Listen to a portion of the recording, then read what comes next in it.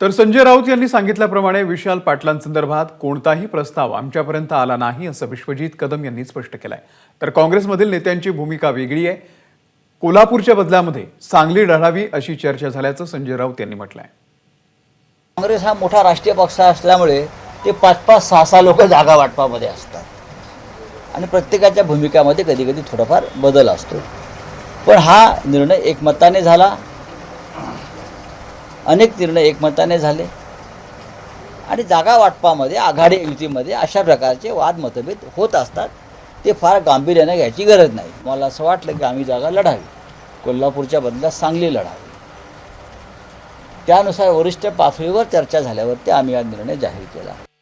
विशाल पाटील, मी आणि सांगली जिल्ह्यातील काही काँग्रेस पक्षाचे नेते आम्ही आज दिल्लीमध्ये जाऊन पक्षाध्यक्ष आदरणीय मल्लिकार्जुन खरगे साहेब आणि पक्षाचे ज्येष्ठ नेते आदरणीय के.सी. वेणुगोपाल साहेबांची भेट घेणार आहोत। मी काँग्रेस पक्षाचा सांगली जिल्ह्यातला कार्यकर्ता आणि आमदार या नात्याने मी सांगली जिल्ह्यातल्या लोकांच्या आणि काँग्रेसच्या कार्यकर्त्यांच्याच भावना मांडण्याचं काम करतोय की जागा काँग्रेसची ती काँग्रेसला मिळावी।